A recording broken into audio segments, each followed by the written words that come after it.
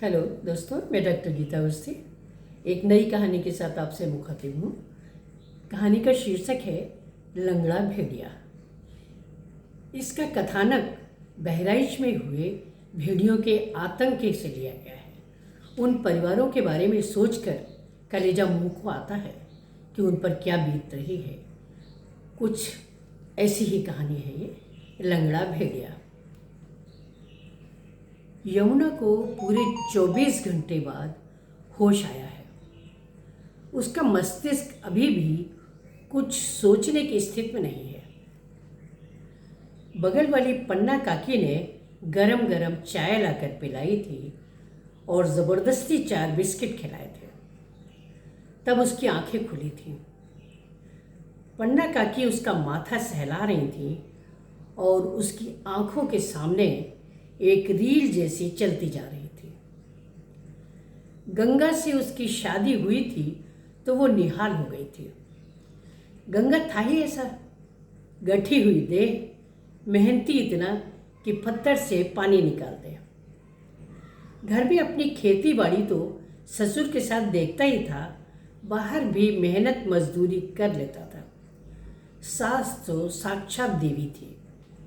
उसे लगता था उसको दूसरी माँ मिल गई। जिंदगी आराम से चल रही थी, लेकिन शादी के 3 साल बाद तक जब गोद नहीं भरी तो सास को अपना आशीर्वाद दूधो नहाओ पूतो फलो झूठा लगने लगा था। वो मंदिर, मौलवी, गंडा पूजा सब कुछ करने लगी थी। पितरों से लेकर भिखारी तक सबको संतुष्ट करने की कोशिश करती थी। सास के पुण्य प्रताप से जब दिन चढ़े तो जैसे आंगन की धूप सुनहरी लगने लगी थी। बाहर के पेड़ पौधों में संगीत घुल गया था। सासू जी दिन भर गुनगुनाती फिरती थी। गंगा की खुशी का तो कोई ठिकाना ही नहीं था, झूमता हुआ चलता था। यमुना तो बस पगलाई जा रही थी। 9 महीने बाद देवी जी की कृपा से मुरली पैदा हुआ था। सास ने पास के अस्पताल से नर्स को बुलाया था ताकि कोई अड़चन ना आए। हर गोद में प्यार का झूला झूलते हुए मुरली ने धीरे धीरे घुटनों के बल खिसकना सीखा था। फिर खटिया पकड़कर चलना भी सीखा था। सास तो अपने नन्हे से कृष्ण कन्हैया पर दिन भर वारी जाती थी। तभी सबकी खुशियों को ग्रहण लग गया था। कोरोना में सास ससुर दोनों को चपेट में ले लिया था। गंगा ने कोई कसर नहीं छोड़ी थी। खेत बेचकर शहर के अस्पताल में इलाज करवाया था, पर कुछ हाथ न लगा था। दोनों खाली हाथ लेकर वो वापस आ गया था। सास ससुर के जाने के बाद गंगा का मन गांव में बिल्कुल उचट गया था। और फिर गांव में रखा भी क्या था। खेत बिक चुके थे, मेहनत मजदूरी न के बराबर मिलती थी। कोरोना का असर पूरे गांव पर था।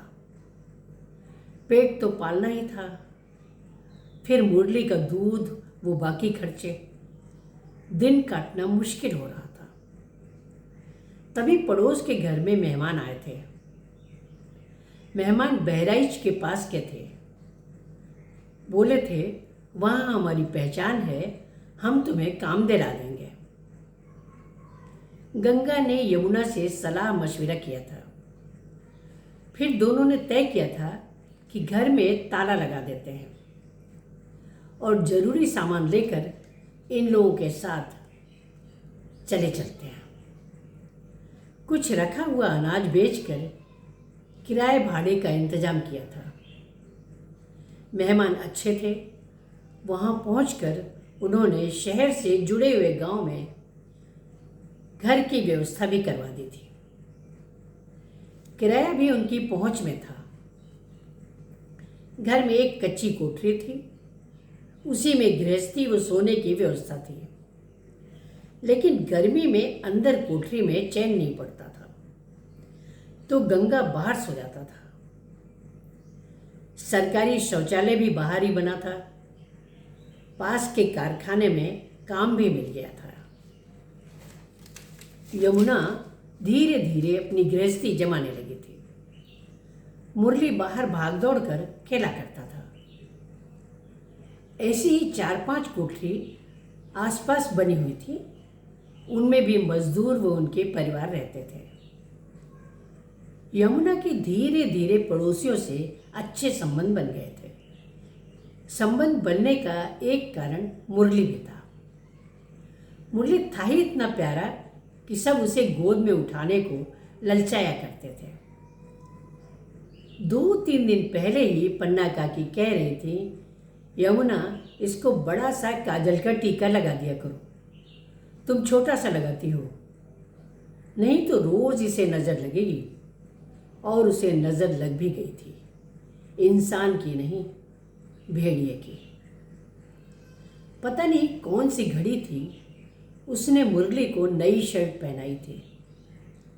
गंगा तनख्वाह मिलने पर खरीद कर लाया था। उसे काजल का टीका लगाया था। शाम को दूध बिस्किट खिलाया था। गंगा का कहना था कि बच्चे के दूध में कोई कोताही नहीं होनी चाहिए, हम कम से कम में काम चला लेंगे। मुरली इतनी प्यारी प्यारी बातें करता था कि सभी शाम को उसके दरवाजे पर इकट्ठे हो जाते थे। इधर कुछ दिनों से चर्चा चल रही थी कि पास के जंगल से भेड़िए गांव के आसपास घूमते हैं। कुछ लोग घर के बाहर लाठी रखकर सोते थे। जब बात पुलिस और सरकार तक पहुंची थी तो पुलिस और जंगल के अफसरों ने सबको बाहर सोने से मना किया था और गंगा मान भी गया था। गंगा को यमुना ने भी मना किया था कि वो बाहर न सोया करे। पड़ोस के रघु काका बता रहे थे कि जंगल वाले अफसर बता रहे थे कि कुल 6 भेड़िए हैं और साथ में घूमते हैं। जंगल के अफसर उनको पकड़ने की कोशिश कर रहे हैं।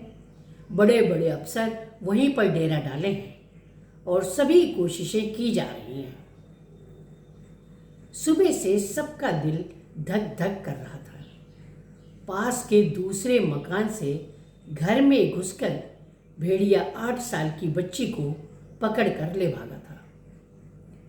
शोर सुनकर सब दौड़े थे और बच्ची को छुड़ा लिया था। भेड़िया को लाठी फेंक कर मारी थी तो उसने बच्ची को छोड़ दिया था। बच्ची घायल हो गई थी और उसका इलाज चल रहा है। सभी घरों में दहशत का माहौल फैल गया था। यमुना तो अपनी नज़र से मुरली को ओझल ही नहीं होने दे रही थी। शाम को गंगा कारखाने से आ गया था तो उसने मुरली को उसके सुपुर्द कर दिया था और वो खाना बनाने लग गई थी। खाना खाकर सब लेट गए थे। यमुना ने मुरली को बीच में लिटाया था। बस डर यही था कि कमरे में दरवाज़ा नहीं था और उन्होंने पतली लकड़ी वो घास फूस से दरवाज़ा बना रखा था। रात को मुरली ने पानी मांगा था तो वो पानी लाने के लिए उठी थे।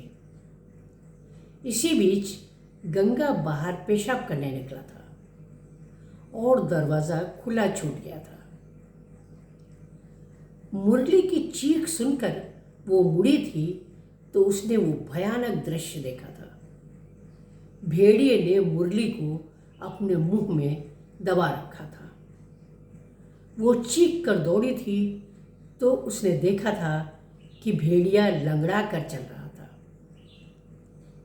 उसकी चीख सुनकर गंगा भी बाहर निकल आया था और चिल्लाता हुआ लाठी लेकर भेड़िए के पीछे दौड़ा था। आसपास के लोग भी दौड़ पड़े थे। यमुना कुछ कदम दौड़कर बेहोश होकर गिर गई थी। पड़ोस की औरतों ने उसे संभाला था। यमुना को 24 घंटे बाद होश आया था। तब पता चला था कि भेड़िए ने शोरगुल व लाठी की मार से आहत होकर मुरली को छोड़ तो दिया था, लेकिन तब तक मुरली उन्हें छोड़कर चला गया था। पन्ना काकी उसे वो गंगा को समझा रही थी कि भगवान फिर मुरली को वापस भेजेगा, मगर यमुना की आंखें तो बस अपने मुरली को तलाश रही थी।